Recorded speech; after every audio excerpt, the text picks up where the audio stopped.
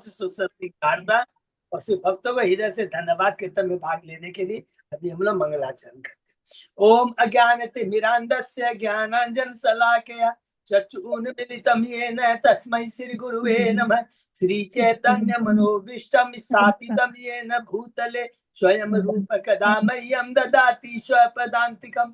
वन्देऽहं श्री गुरु श्रीयुतपथकमलं श्री गुरु वैष्णवांच च श्री रूपं साग्र जातं सहगण रघुनाथं वितं तं सजीवं स्वाधेतं सावधूतं परिजं सहितं कृष्ण चैतन्य देवं श्री राधा कृष्ण पादान सहगण ललिता श्री विशाखा वितांत च नम ओम विष्णु पादाय कृष्ण प्रेष्ठाय भूतले श्रीमते भक्ति वेदांत स्वामिन इति नामने। नमस्ते सारस्वती देवे गौरवाणी प्रचारिणे निर्विशेषा शून्यवादी पाश्चात्य देश तारिणी।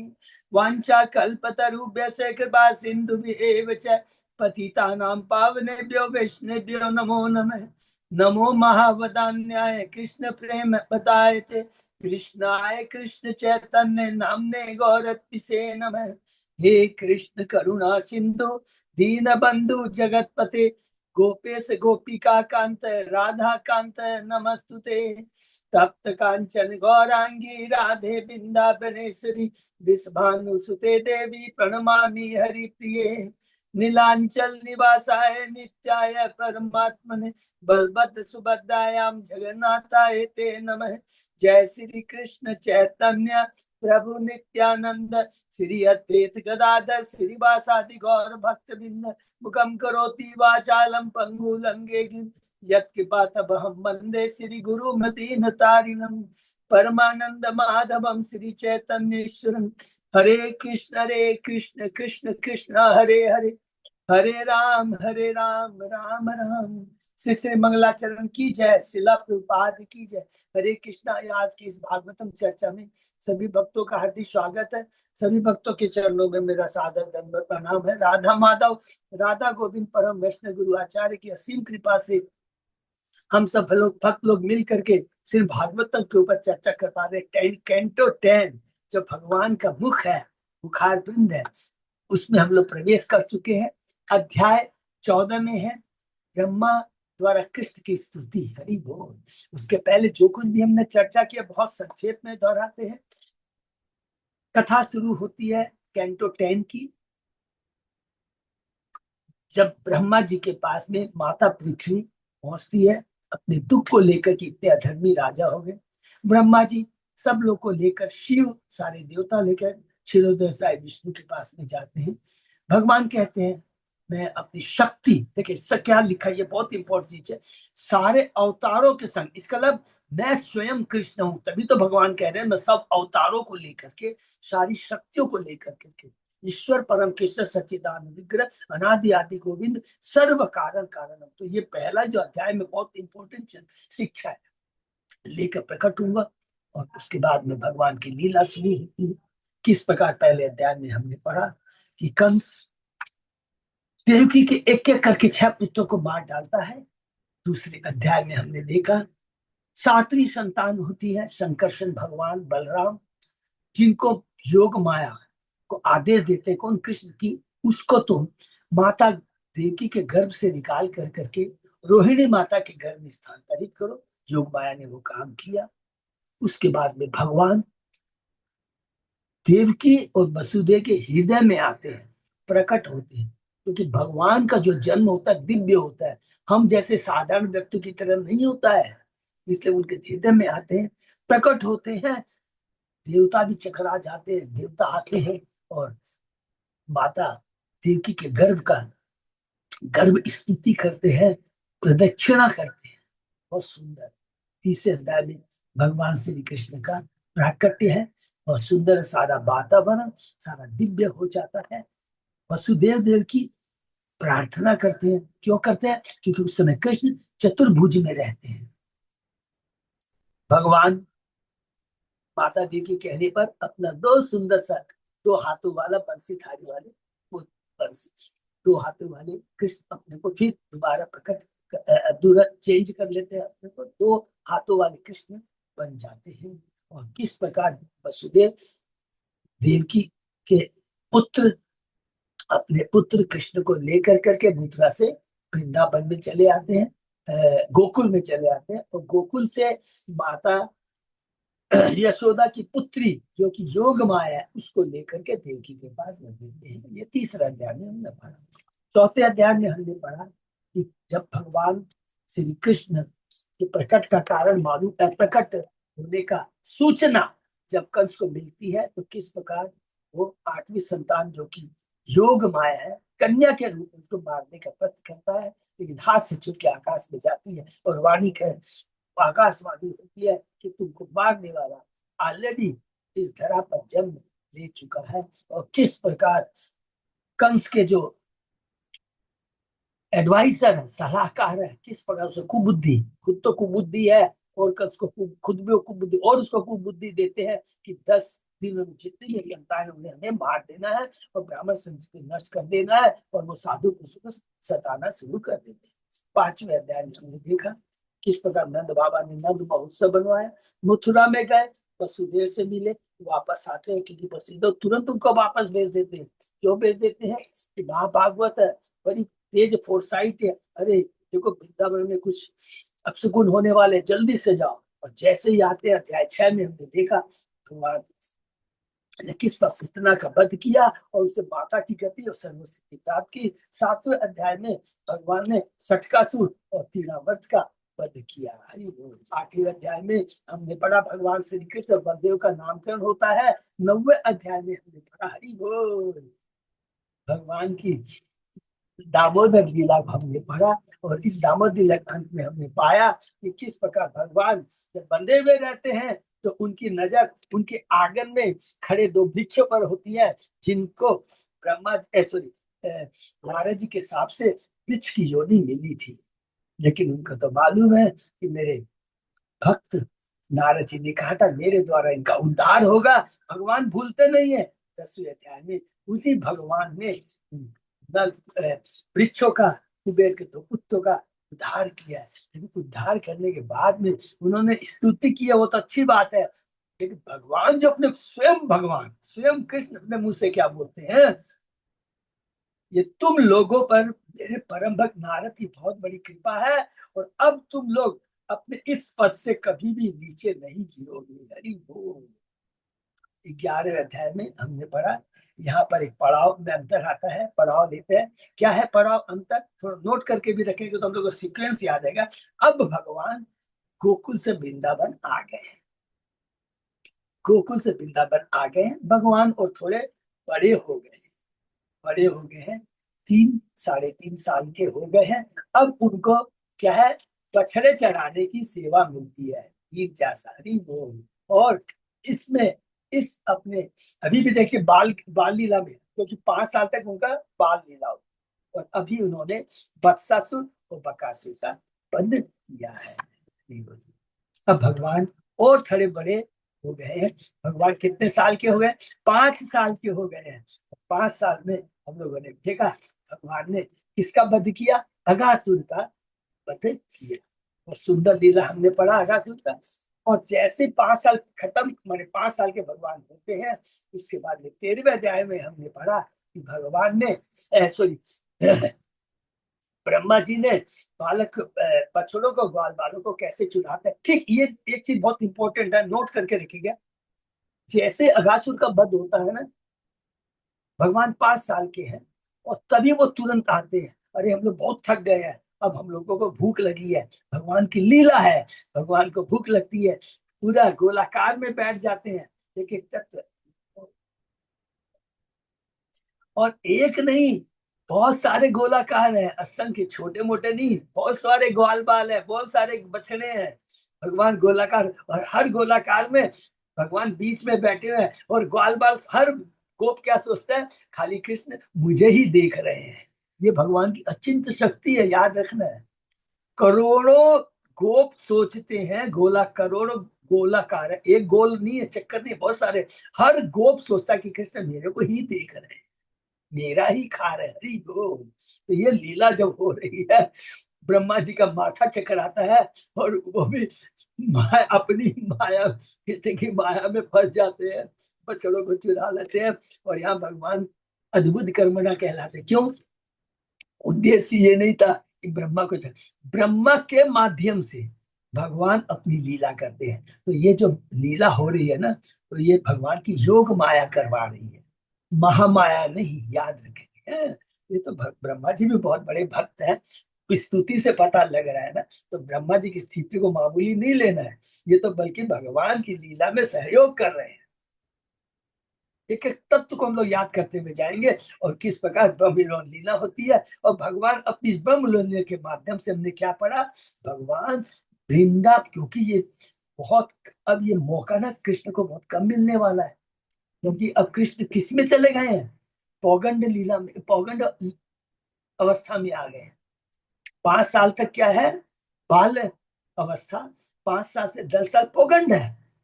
भगवान एक एक चीज बहुत साइंटिफिक है। तो भगवान ब्रह्म में लीला होती है, समाप्त होती है। भगवान कितने साल के हो गए? 6 साल के, क्योंकि ये लीला 1 वर्ष तक चली थी, क्योंकि ब्रह्मा जी का एक क्षण 1 वर्ष के बराबर होता है। ठीक है, तो अब हम लोग छठवें, इस भगवान कृष्ण 6 साल के हो गए हैं।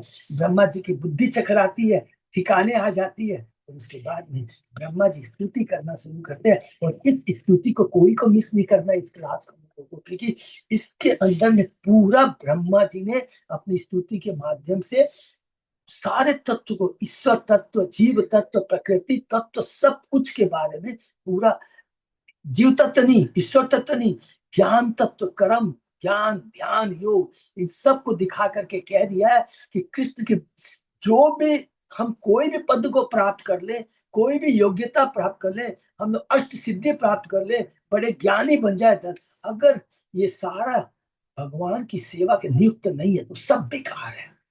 ध्यान, ध्यान, यही चीज ब्रह्मा जी अपनी स्तुति में स्थापित कर रहे हैं। तो सबसे पहले स्तुति में बहुत सुंदर बात कहते हैं। क्या कहते हैं? कि आप ही एकमात्र भगवान हो।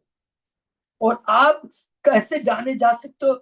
आप जो मनसा कर्मणा वचना से आपके गुणों का, आपके लीलाओं का गुणगान करता है, वही के बस में। आप जानने की बात, यहाँ तो बस उसी के आप बस में होते हैं, और कोई भी ब्रह्मांड की कोई चीज आपको बस में नहीं कर सकती है।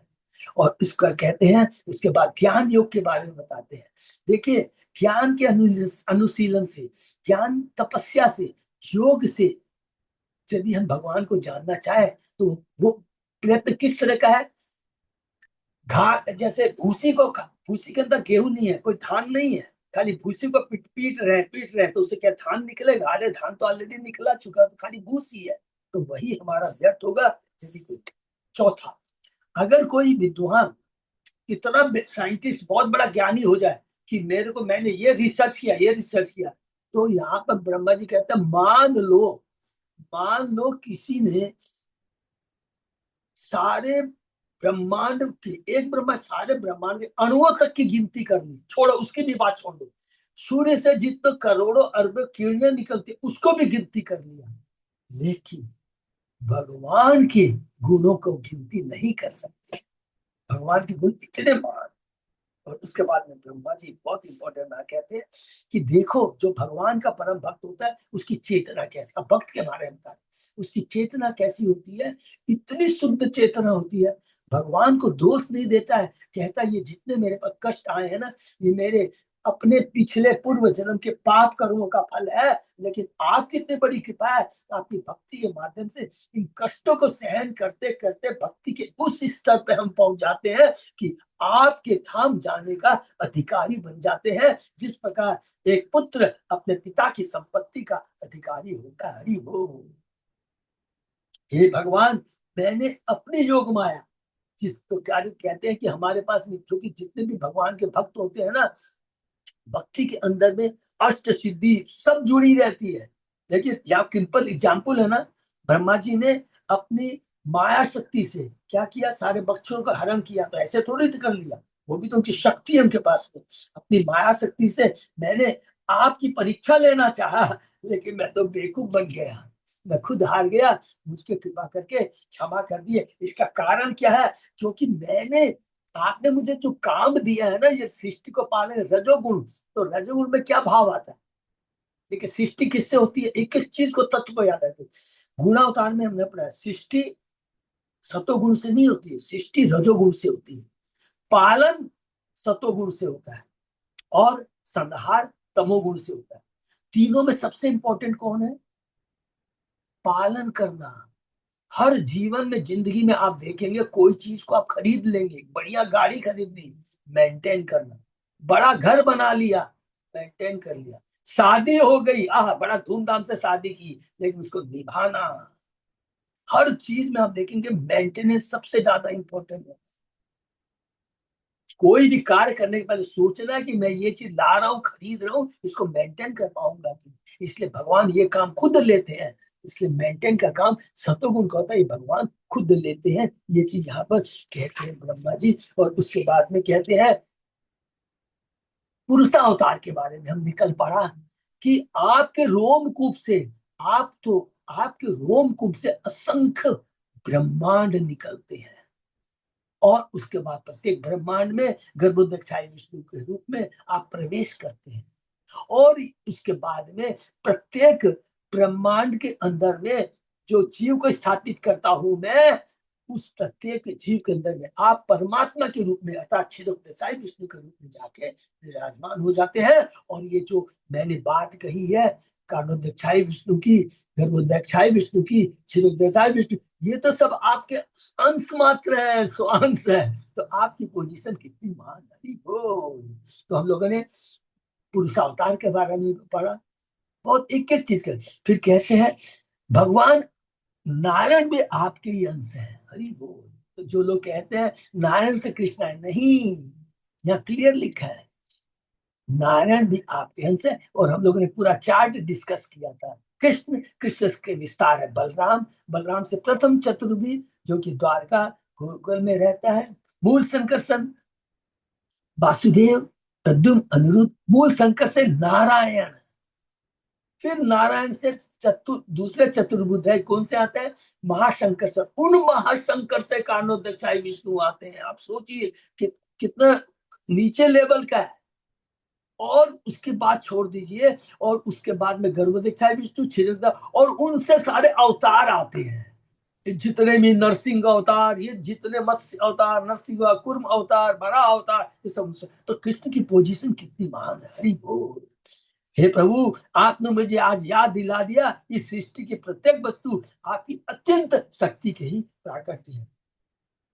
अपने संत भक्तों पर दया दिखलाने के लिए आप देवताओं के रूप में भी प्रकट होते हैं। ऐसा नहीं, आप ऋषियों के रूप में प्रकट होते हैं। देवता मीन्स वामन देव के रूप में, ऋषियों मीन्स परशुराम के रूप में, मनुष्य में स्वयं कृष्ण रामचंद्र के रूप में, पशुओं में बराह के रूप में, जलचरों में मत्स्य रूप में आप अवतार लेते हैं। लेकिन आपकी पोजीशन वही की वही बनी रहती है।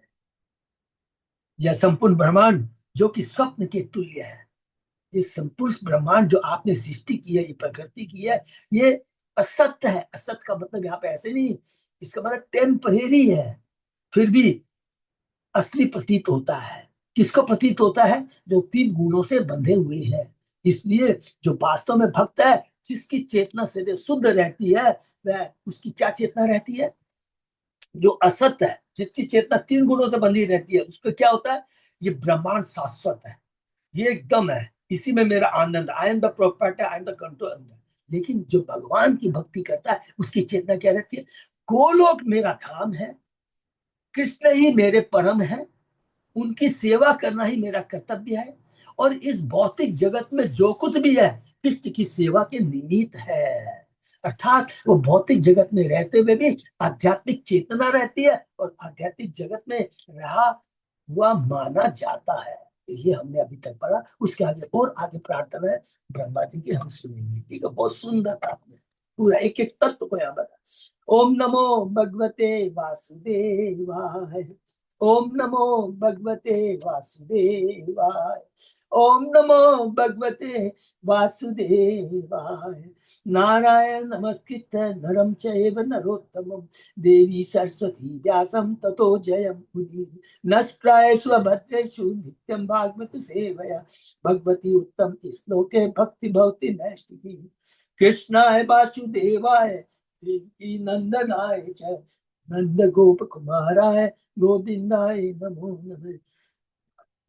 आराधयो भगवान भजेश तनया ततदाम बिंदावनम रमया काचित उपासना व्रजवधु वर्गीय कल्पिता श्रीमद् भागवतम प्रमाणम अम्लम प्रेमापुमतो महान श्री चैतन्य महाप्रभो मतम इदम तत् आदरो न पर हरे कृष्ण कृष्ण कृष्ण हरे हरे हरे राम राम राम हरे हरे। कैंटो 10 अध्याय 14 श्लोक नंबर 23। बहुत बहुत धन्यवाद अच्युत जयदास। हम लोग शुरू करते हैं। एकत्वमात्मा पुरुष पुराण एक सॉरी एक एकात्म आत्मा पुरुष पुराण सत्य स्वयं ज्योति अनंत आद्य नित्य अक्षरो अजस्र सुखो निरंजन पूर्णाद्वयो मुक्त उपाधि तो अमृत। आप ही परमात्मा है, आदि भगवान है, परम सत्य है, स्वयं प्रकट, अनंत तथा अनादि है, जिसका कोई आदि नहीं है, अनंत परमात्मा ही है। ब्रह्म परमात्मा भगवान, परमात्मा ही आप है, ब्रह्म भी आप है, भगवान भी आप है, सब कुछ आप है। आप शाश्वत तथा अच्युत, अपनी पोजीशन को बनाए रखते हैं, च्युत नहीं होते अपनी पोजीशन। अर्थात आप परम सत्य हैं तो परम सत्य है, आप शक्तिमान है तो शक्तिमान ही रहेंगे। पूर्ण है, हम लोग अपूर्ण है, कृष्ण पूर्ण है, अद्वितीय तथा समस्त भौतिक उपाधियों से मुक्त है। इनका जन्म, उनके कर्म कोई भी भौतिक नहीं होते, इससे ऊपर उठते उनके सारे चीज कार्य, उनका जन्म, उनके कार्य सब कुछ दिव्य आध्यात्मिक होते हैं। न तो आपके सुख को रोका जा सकता है, नहीं आपका भौतिक कर्म से कोई नाता। हरि बोल, आप विनाश रहित और अमृत है। कितना सुंदर, सब कुछ कृष्ण आप ही है। श्रीधर श्रीधर स्वामी ने बताया कि इस श्लोक के विविध शब्द इसके द्योतक है। भगवान कृष्ण का शरीर भौतिक शरीर के गुणों से सर्वथा स्वतंत्र है, इसलिए भगवान कहते हैं अजन्मा। अजन्मा का मतलब ये नहीं, इसका मतलब कि भगवान का कोई भौतिक जन्म नहीं होता, कोई भौतिक शरीर नहीं होता। सारे भौतिक शरीरों में 6 परिवर्तन होते हैं, जो कि गीता के दूसरे ध्यान में हमने पढ़ा है। जन्म होता है, वृद्धि होती है, प्रौढ़ता होता है, प्रजनन पैदा करते हैं, फिर धीरे धीरे हाथ होना शुरू हो जाता है शरीर का, और फिर वो खत्म हो जाता है। किंतु भगवान कृष्ण जन्म नहीं, क्योंकि वे आदि सत्य है। जैसा कि आद्य शब्द से पुष्ट होता है, हम विशेष वातावरण के अंतर्गत जन्म लेते हैं और हमारे शरीर विभिन्न भौतिक तत्वों के मिलनों से बने होते हैं। क्योंकि भगवान कृष्ण किसी भौतिक वायुमंडल या किसी तत्व की सृष्टि के बहुत पहले से विद्यमान है, अतः उनके दिव्य शरीर के लिए जन्म लेने का प्रश्न ही नहीं उठता। हमारा 5 तत्वों से बना हुआ है, पृथ्वी अग्नि जल वायु का, उसके बाद सूक्ष्म शरीर होता है, मन बुद्धि अहंकार। इसी तरह पूर्ण शब्द इस धारणा का निर्धारण करता है कि कृष्ण इसलिए बढ़ सके क्योंकि वे सदैव पूर्णता को प्राप्त करते हैं। जब मनुष्य का शरीर पूर्ण हो जाता है तो युवावस्था जैसा आनंद भोग नहीं कर सकता, लेकिन अजस्र सुख शब्द जिसका अर्थ है निरंतर सुख को भोग सूचित करते हैं कि भगवान कृष्ण का शरीर कभी भी तथा कथित मध्यावस्था को प्राप्त नहीं होता है, क्योंकि वह सदैव दिव्य तरुणाई के आनंद से पूर्ण रहता है। क्योंकि भगवान 125 वर्ष की धरा पर थे, लेकिन हमेशा यौवन में रहे हैं। अच्छा, अक्षर, क्षर माने जो नष्ट होता है, अक्षर माने जो नष्ट नहीं। अक्षर शब्द कृष्ण के शरीर के वृद्ध होने या उनके हाथ की संभावना का निराकरण कराने वाला। इसी तरह अमृत शब्द मृत्यु की संभावना का निषेध करता है। दूसरे शब्दों में कृष्ण का दिव्य शरीर भौतिक शरीरों के रूपांतर से मुक्त है, किंतु भगवान असंख्य जगतों की सृष्टि करते हैं और असंख्य जीवों का अपना विस्तार करते हैं, तो भी भगवान का यह प्रचलन पूर्णतः आध्यात्मिक। हरि बोल। भगवान ने श्रुति में कहा गया पूर्व मेवाहम ही हाशम, प्रारंभ में मैं केवल मैं मैं ही था। इसलिए यहाँ पर भगवान को पुरुष पुराना का जो चतुश्लोकी भागवतम है ना, उसमें ये वर्ड आया है। आदि पुरुष अपना विस्तार परमात्मा के रूप में करता है और प्रत्येक जीव में प्रवेश करता है। चतुश्लोकी भागवतम से को याद है ना, कैंटो 2 के अंदर में, कैंटो 2 के 9वें हम लोग ने पूरा पढ़ा उसमें। तो भी अंततः वह परम सत्य या कृष्ण रहता है। जैसा कि गोपाल तापनी उपनिषद में कहा गया, यह साक्षात ब्रह्मेति गोविंदम सच्चिदानंद विग्रह वृंदावन सूर भूतल आसीन गुरु हतलासीनम। परम सत्य साक्षात गोविंद है जो सच्चिदानंद विग्रह और वृंदावन के कल्प वृक्ष की छाया में बैठे हुए। यह परम सत्य भौतिक अज्ञान से परे है और सामान्य आध्यात्मिक ज्ञान से भी परे। जैसा कि गोपाल तापनी सूत्र में भी कहा गया है, विद्या विद्या भयाम विद्या।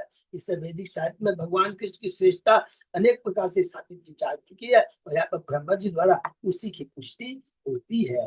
बहुत सुंदर सुंदर स्तुति है ब्रह्मा जी की।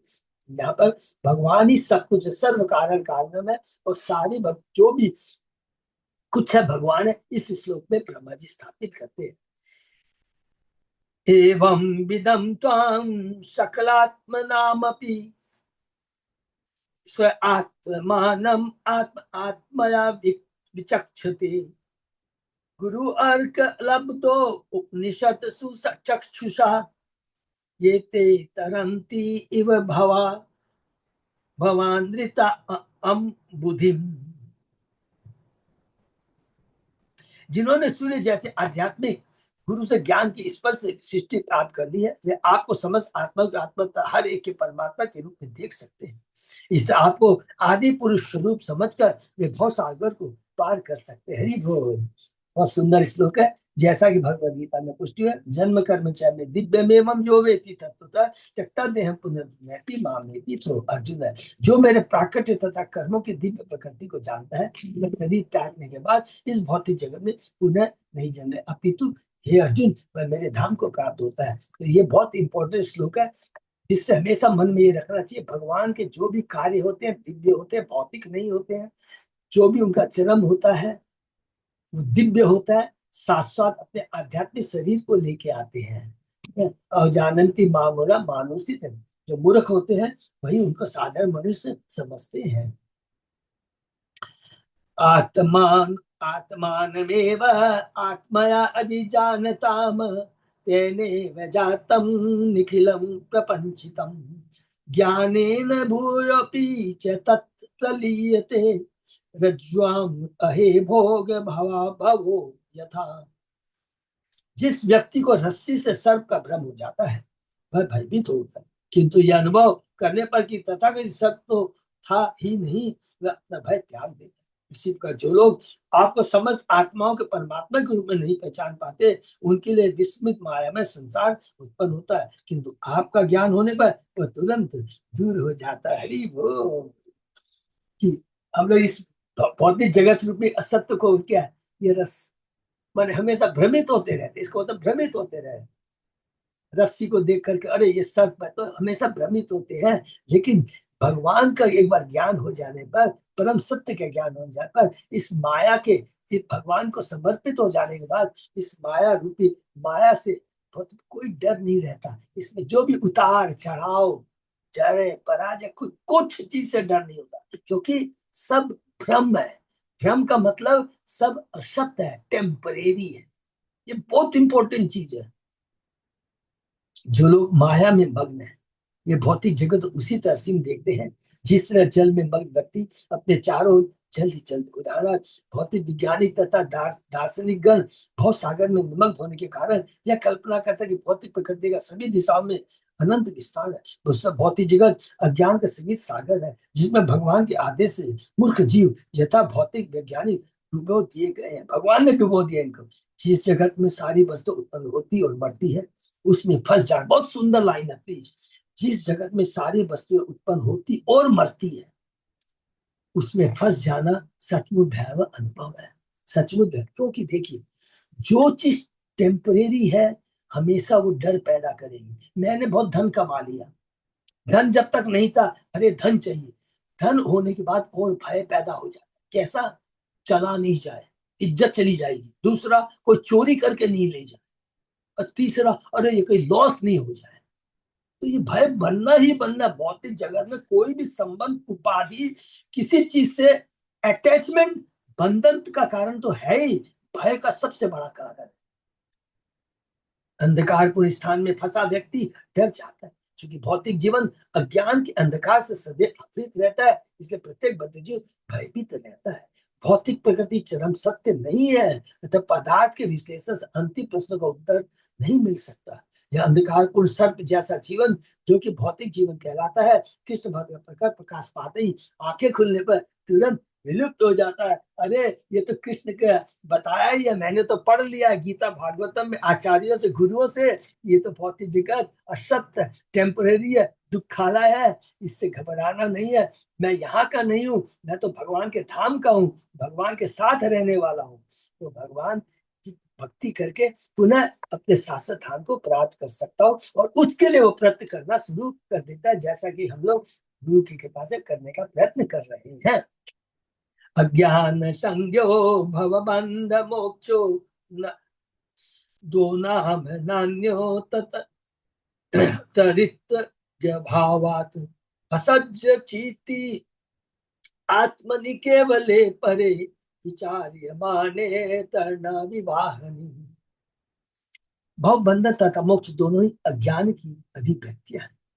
सच्चे ज्ञान की सीमा के बाहर होने के कारण इन दोनों का अस्तित्व मिट जाता है। जब मनुष्य ठीक से यह समझ लेता है कि शुद्ध आत्मा हमारी जो वसुदेव अवस्था में रहती है, शुद्ध आत्मा मतलब वह स्टेटस जिसमें तीन गुण से बंधा हुआ नहीं रहता है, कि शुद्ध आत्मा पदार्थ से भिन्न है और सदैव पूर्णता चेतन है। उस समय बंधन तथा मोक्ष का कोई महत्व नहीं रहता, जिससे सूर्य के परिप्रेक्ष्य में दिन तथा रात का कोई महत्व नहीं होता। भव बंधन तो भ्रम है, क्योंकि जीव का भौतिक जगत से कोई वास्तविक संबंध नहीं होता, वो तो शाश्वत भगवान का अंश है। मिथ्या अहंकार व बद्धजीव अपनी पहचान पदार्थ से करता है। जिस दिन वो सोचने लगता है मैं शरीर हूँ, मैं आत्मा नहीं हूँ, उसी दिन से बंधन का कारण है, सारा भय का कारण बन जाता है। इससे तथाकथित मोक्ष एक तरह से भ्रम का परित्याग होता है, न कि वास्तविक बंधन से मुक्ति। तो भी यदि हम भौतिक भ्रम के दुख को वास्तविक माने, तो इसका मोक्ष को दुख से सार्थक युक्ति मान ले, तो भी वास्तविक आध्यात्मिक जीवन की प्राप्ति की तुलना में भौतिक जगत की अनुपस्थिति नगण्य है।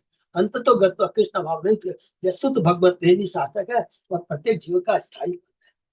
क्योंकि रात्रि का अंधकार सूर्य की अनुपस्थिति के कारण होता है, अतः सूर्य के भीतर रात्रि का अनुभव नहीं हो सकता, न ही दिन और न रात भीतर पर लग सकता। इसी तरह शुद्ध जीवन के भीतर भौतिक अंधकार नहीं होता, अतः ऐसे अंधकार से मुक्ति का अनुभव भी नहीं होता। जब बद्ध जीव शुद्ध चेतना के इस स्तर को प्राप्त होता है, तो वो भगवत धाम में भगवान की संगति करने का पात्र बन जाता है। हरि बोल, बहुत सुंदर है। अच्छा सोचिए, हम अपने प्रारब्ध बहुत अच्छे हैं, इस जीवन में हमको भौतिक कष्ट ही नहीं मिले, सुख ही नहीं मिले, मान लिया सब कुछ ठीक, लेकिन मृत्यु तो निश्चित है ना। मृत्यु तो निश्चित है, जिस दिन मृत्यु आई सारा का सारा खत्म हो गया, पुनः हमें माता के घर से जन्म लेना पड़ेगा। इसलिए भौतिक जगत में मृत्यु सॉरी सुख दुख लाभ हानि जय सब एक समान ही है, तत्व के दृष्टि से एक ही समान है। भौतिकता की दृष्टि से लगता है कि टेम्पररी हमने भौतिक सुख लिया, और वो सुख होता है केवल शरीर का सुख होता है, आत्मा का सुख नहीं होता है।